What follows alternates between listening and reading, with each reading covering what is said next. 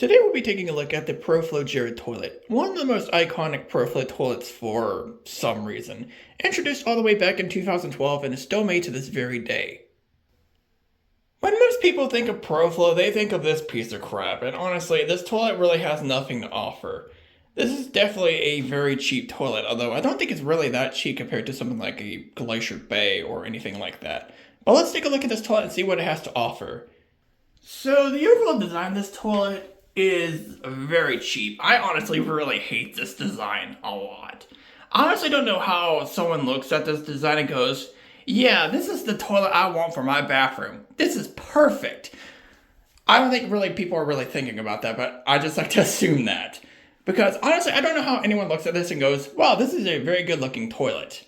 It's not. It looks very cheap.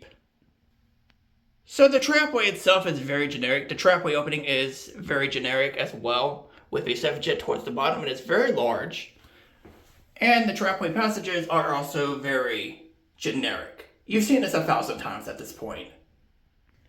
As you can tell, the tank parts are also pretty cheap. You got a plastic handle, you got a cheap looking fill valve, and a pretty standard basin flapper. Now this one is a 1.6 design, as you can tell here. So it does have a flapper that stays open longer, and later ones, like starting around 2014 or so, would start using more of a water-saving flapper to use 1.28 gallons. If you order a 1.28 gallon one, which most of them are. So I'm going to simulate a regular press and release flush on a later one. This one is actually one that stays open longer, so I'm going to simulate a flush.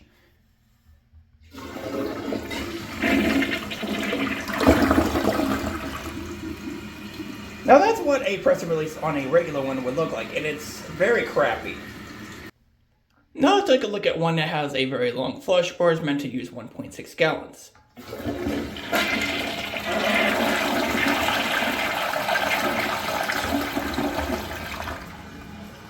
Although it has longevity, it still really isn't very good. On a press and release flush on a later one, like 1.28 gallons, the pulling factor is not really the greatest. While yes, the siphon is obviously there and it's built into the flush, the pulling factor is just way too short, even though it is also built into the flush. When you have 1.28 gallons, there's not really much you can do with it that's really effective all that well. But on 1.6 gallons or holding the handle down, the pulling factor is honestly not too bad, all things considered. The longevity is definitely there, and of course the siphon's pretty long too. And rarely does it tread, which is nice, considering that this is a pretty cheap toilet. But from there, the toilet definitely goes downhill. Let's talk about performance. It is not very good. On a press and release flush of a later one, the performance is very crappy. But if you hold the handle down or use 1.6, it's still pretty meh. Obviously this is a very generic toilet, so that's not very shocking that the performance is not top notch. Now let's have a look at ball rinse.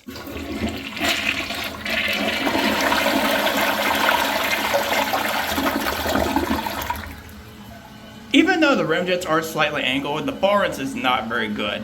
The background definitely struggles with rinsing problems, and of course on a press and release flush of later ones, it's very short, so it's very crappy. And that is the Proflo Jerritt toilet. The only thing that really surprised me about this toilet is the pulling factor, but outside of that, it's just another cheap, crappy toilet with a crappy flush, not so good ball rinse, and the performance is also not very good too. It's what you would expect from a cheap toilet like this. But let's put this toilet into the grading scale. Let's grade it.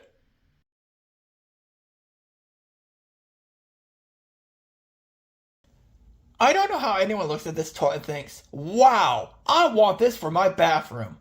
The design is so cheap it's not even funny. Like, this is literally what a cheap toilet looks like in my head, and I hate it. The overall design gets a 3. As if this toilet wasn't cheap looking enough, they decided to get some cheap tank parts as well. Well, I mean, I guess they function, sort of. But I feel like these parts would be easily replaced, and of course the flappers on the later ones are much worse. The parts get a 3. Well, the quality control really is not that great, but I guess I've seen far worse for a cheaper toilet. This usually has to deal with the rim jets being slightly inconsistent on later ones, as well as the ball rinse and the performance. We'll touch on those later though. Overall, I give it a 5. Honestly, I was expecting worse. This is indeed the generic Trapway of all time. I've seen this 1,000 times before. It's whatever. It gets a 5. So for this review, I'll be focusing more on the later Jerritts, not this particular one I reviewed. So it'll be split. On a present release flush, the flush is very crappy, and I give it a 3. But if you hold the handle down, it really isn't much better. I give it a 4. On a present release flush, the pulling and siphon power really is not that great. That's really due to the short flush, which honestly isn't very shocking. I give it a 4 on the lower end score. But on the higher end scale, the pulling and siphon power is actually pretty decent, all things considered, which honestly quite surprised me. If the Jerritt uses 1.6 gallons or more, I feel like it could be a fairly effective toilet in terms of pulling factor. I mean, sure, there will be some lacking qualities, but at least the pulling factor is pretty well implemented into the flush, as well as the very long siphon if you extend a flush. I'm honestly quite surprised. I'm giving it a 7. The performance is where things start going downhill. It's not very good. On the lower end scale, it gets a 3 because these things perform like crap. But if you extend the flush, it's still pretty middle of the road. It frankly is not the best, which is not very shocking, but I give it a 5 at most. Unsurprisingly, the ball rinse is also not very good too. On a press and release flush, it's very crappy and I give it a 3. But if you extend the flush, it's still pretty bad. I just think the coverage could have been a little bit better, and of course the background struggles the most. It gets a 4. The survivability is not very good on either scale. On the lower end scale, I'm giving it a 4, but on the high end scale, the most I'm giving it is a 5. Now let's talk about the overall value of this toilet, and let's see if it's worth getting today. On the lower end scale, this ends up being a fairly crappy toilet. What a shocker. A short flush means a lot of problems. Performance, ball rinse, pulling factor, you name it, it's typical for a cheap toilet like this. On the lower end scale, I'm giving it a 3. But if we consider the higher end scale with some slight improvements, it's just still not a very good toilet, honestly. Sure, there are some things that surprise me like the pulling factor, but everything else is just lackluster. The ball rinse is still bad, the flush is still bad, and even the performance really isn't that much better. I mean, there are some things that could have made this toilet a lot better, but it's just another generic toilet at the end of the day. Not to mention the cheap crappy design and the cheap crappy parts that bring this toilet down a lot more. Even with some of its highlights, it's just still not a very great toilet at the end of the day. At most, I have to give it a 4. So, should you buy this toilet? No. This thing is just another cheap generic toilet that you really shouldn't waste your time with. Even if you do make it slightly better, there are better toilets that you can easily buy over this toilet.